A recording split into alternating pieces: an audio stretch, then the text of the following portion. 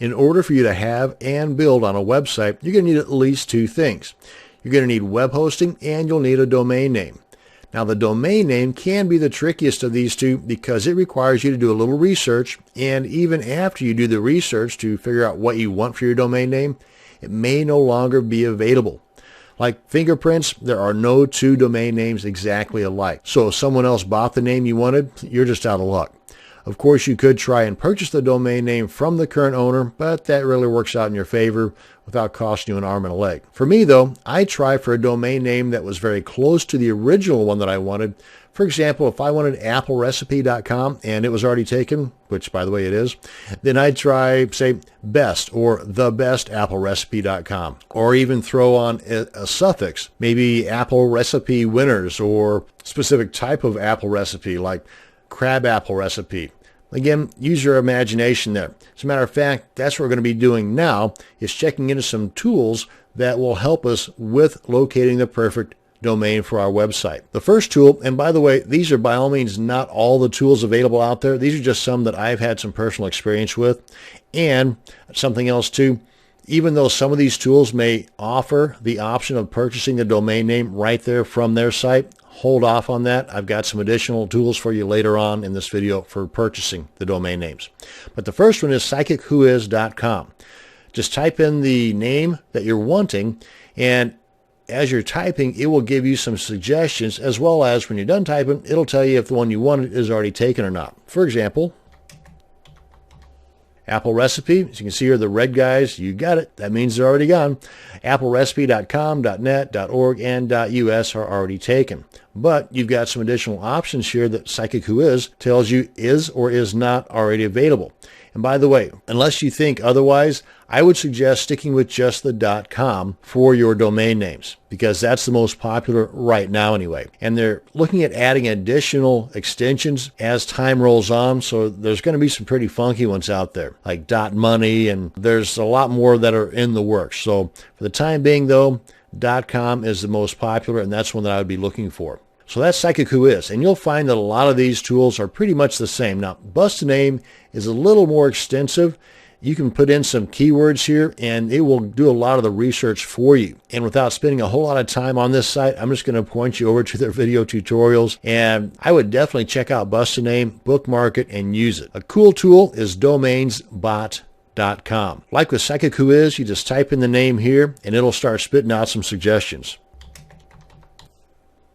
But they've got some additional tools over here on the left that'll help you out even further too. Synonyms, prefixes, suffixes, I mean all kinds of cool stuff. And you can see right here what is and what is not available. Domain Typer is another fun one. You can find that at domaintyper.com. It'll also spit out some of those funky extensions I was talking about earlier, like applerecipe.pi. Again, I would stay away from these. I would simply stick with the .coms for the time being. And these big bright red boxes, guess what? That means that particular extension is already taken. But if you want to find out more about it, you've got the ability to check out the site, the who is, meaning who owns it currently, and possibly throw them a line and see if they might consider, working out a deal with you. You can see how popular that current site is. That might give you an idea as to how much money they're going to be wanting for it if it's really popular, and so on. And another one here is Moniker. That's at moniker.com. It too has a whole lot of tools working with it, so add this to your bookmarks as well. Another great tool is Knowem.com, because one thing you should be looking at is brand recognition for your website. One of the most powerful ways to brand yourself or website is through social media. Plus, once you've established a connection or created an account on the social media sites that will complement your website and services, then you stand a greater chance of tapping into all that free traffic from these sites, as well as the search engine loving backlinks from these social sites to your website. Win, win, win. Knowem.com is a site that can help establish a brand continuity with over 600 different social media sites.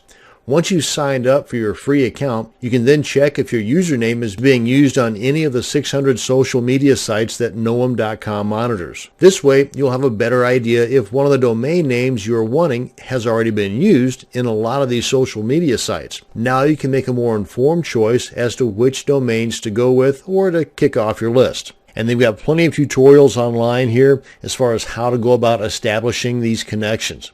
So by all means, check out Knowem.com. Now, as far as the actual purchasing of your domain name, my first suggestion would be NameSilo, mainly because of the price. It's not feature rich, but it is definitely fantastic as far as the price. It's one of the best ones you're going to find out there. There's no hidden fees, and it's $8.99 a year, and that's it. You can even get some discounts on there as well. But if you, for example, were to purchase your domain name from GoDaddy whenever they've got one of their sales going on, and you can get a .com, because again, you really only want to look for .coms. There may be reasons for you to look for other extensions, but I'm suggesting .com.